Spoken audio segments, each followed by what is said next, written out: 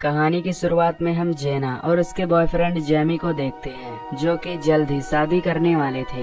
लेकिन एक दिन अचानक इनकी कार का एक्सीडेंट हो जाता है, जिसमें जेना के बॉयफ्रेंड की वहीं पर मौत हो जाती है। अब कहानी 3 साल बाद की दिखाई जाती है। यहाँ हम जेना की बेस्ट फ्रेंड रैनी को देखते हैं, जो उसे यहाँ वीकेंड ट्रिप पर लेकर आई है।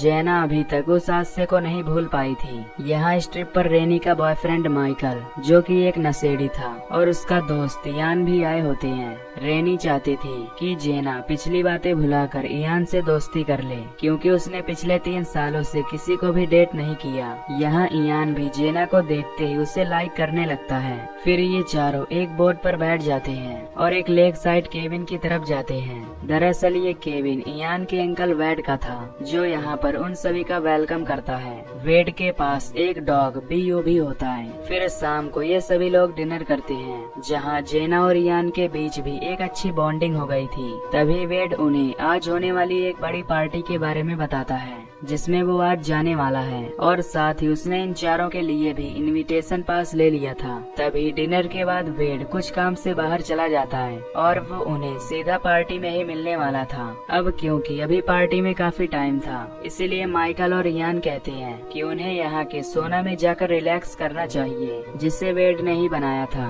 वो दोनों पहले उसके अंदर चले जाते हैं। रैनी जेना को भी उसमें आने को कहती है, जिस पर जेना कहती है कि वो कुछ देर में वहाँ आ रही है। फिर जेना अपने कमरे में जाती है और फाइनली मूव ऑन होने का फैसला करती है।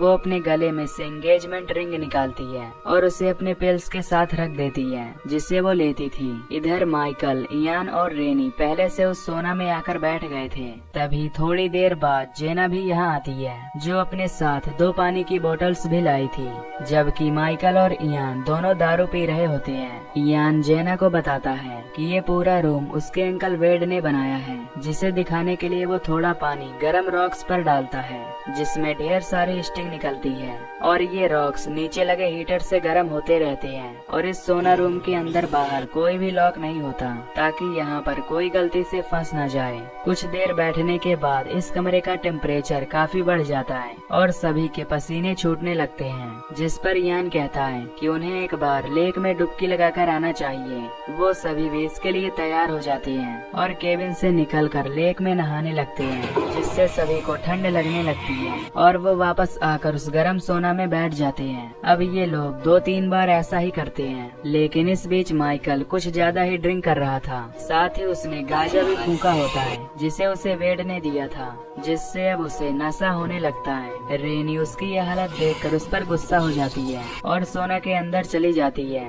अब माइकल का मूड भी खराब हो जाता है और वो अनजाने में कुछ चीजें सोना की डोर के पास गिरा देता है। इधर इयान माइकल को लेने बाहर जाने लगता है, लेकिन रेनी उसे मना कर देती है और माइकल को उल्टा सीधा बोलने लगती है। अब रेनी का मूड भी खराब हो गया था, जिससे वो वापस अपने कमरे में जाने लगती है। लेकिन जब वो डोर ओपन करती है तो वो डोर ओपन नहीं होता।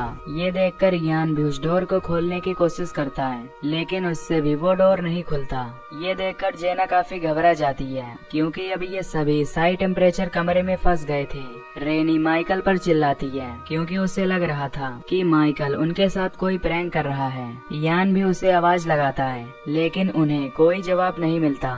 तभी जेना को पैनिक अटैक आने लगते हैं, क्योंकि आज उसने अपनी पिल्स भी नहीं खाई थी और अब तीनों को डर लगने लगा था कि अगर माइकल नशे में बेहोश हो गया होगा तो वो सीधा सुबह ही उठेगा। साथ ही वेड भी यहाँ नहीं आएगा, क्योंकि उसके हिसाब से ये सभी पार्टी में होंगे। उस सोने में एक छोटे कांच की विंडो भी बनी हुई थी, जिसमें इयान देखता है कि दरवाजे को कोई चीज ब्लॉक कर रही है। अब रेनी भी डरने लगती है, क्योंकि अगर ये जल्दी यहाँ से बाहर नहीं निकले तो गर्मी से ये मारे जाएंगे, और इसका हीट कंट्रोलर भी बाहर ही लगा हुआ था, जिससे उसे कंट्रोल नहीं कर सकते।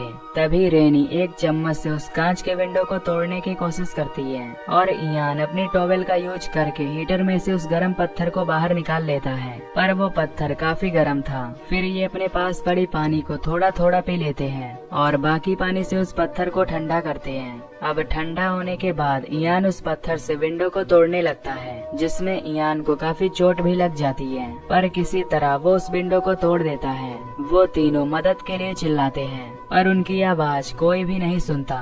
तभी वो देखते हैं कि एक लकड़ी की लेडर उस दरवाजे पर फंसी हुई है और माइकल का कोई पता नहीं था। यान टॉवल में पत्थर लपेटकर उस लेडर को हटाने की कोशिश करता है, पर कोई फायदा नहीं होता।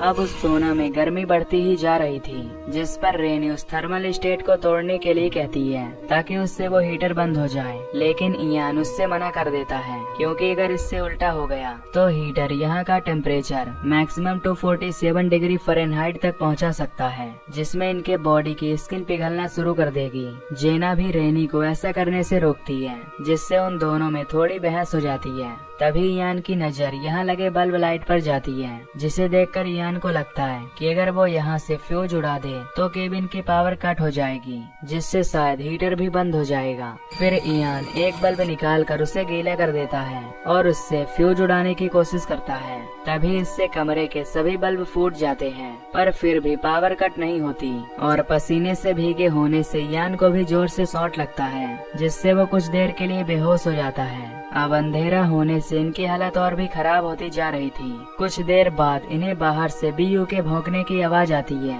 जिसे सुनकर वो लोग उसका नाम लेकर चिल्लाने लगते हैं, जिससे बीयू समझ जाता है कि ये लोग मुश्किल में हैं, लेकिन वो कुछ भी नहीं कर सकता था।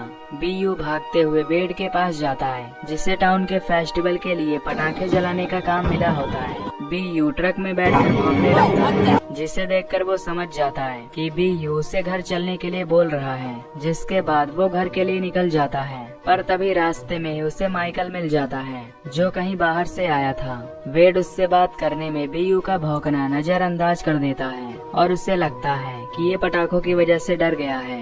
वेड माइकल से पूछता है कि वो यहाँ अकेला क्या कर रहा है। फिर हमें पता चलता है कि सोना के डोर के पास वो सीढ़ी गिराने के बाद माइकल उसी काउच पर बेहोश हो गया था और जागने के बाद उसे कुछ भी याद नहीं था कि उसने सोना के डोर के पास कोई सामान गिरा दिया था और उसके दोस्त उसके अंदर थे। वो सोना को छोड़कर पूरे घर में अपने दोस्तों को ढूंढता है, लेकिन जब उसे कोई भी नहीं मिलता तो उसे लगता है कि वो लोग उसे अकेला छोड़कर पार्टी में चले गए हैं। जिसके बाद माइकल भी उस पार्टी में जाता है, लेकिन बिना पास के उसे पार्टी में नहीं घुसने दिया जाता, जिससे निराश होकर वो वापस से केबिन पर लौट आता है। और अब उससे यहाँ वेड मिल गया था। वेड उससे कहता है कि हमें भी कहीं चलकर गांजा फूकना चाहिए, और फिर दोनों वहाँ से चले जाते हैं। इधर सोना के अंदर सभी की हालत खराब होते जा रही थी और इनके पीने का पानी भी खत्म हो गया था। अब रेनी ये बर्दाश्त नहीं कर सकती थी, इसीलिए वो पत्थर उठाकर उस डिवाइस को तोड़ने लगती है। तभी जेना उसे रोकते हुए कहती है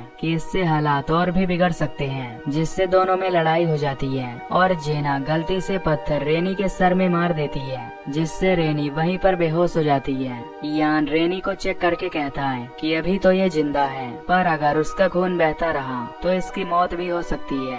ये सुनकर जेना पैनिक होने लगती है और वो खुद ही उस पत्थर से उस थर्मल स्टेट को तोड़ देती है। और अब जिस चीज का डर था वही होता है। टेम्परेचर कम होने के बजाय मैक्सिमम स्पीड से बढ़ने लगता है। अब ये देख यान का दिमाग खराब हो जाता है और वो पागलों की तरह हंसने लगता है, जिसे देखकर जेना की और ज्यादा फटने लगती है। तभी यान उस हीटर को हिलाने लगता है, जिससे उसकी बॉडी भी जल जाती है, लेकिन वो फिर भी नहीं रुकता।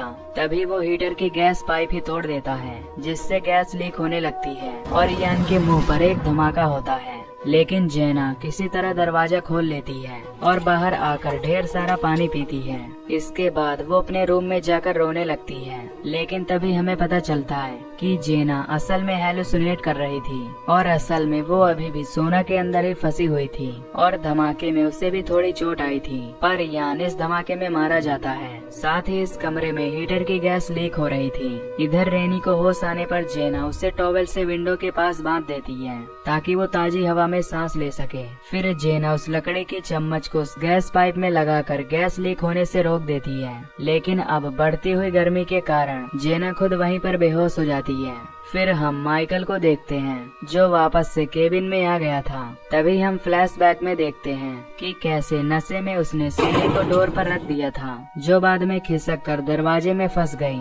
तभी कुछ घंटों बाद वेड यहाँ पर आता है और सोना रूम की तरफ जाता है, जिसके विंडो पर उसे रेनी का सर दिखाई देता है। अगले सीन में हम देखते हैं यहाँ पर पुलिस और एम्बुलेंस आई होती है, जहाँ जेना और रेनी जिंदा बच गई थी।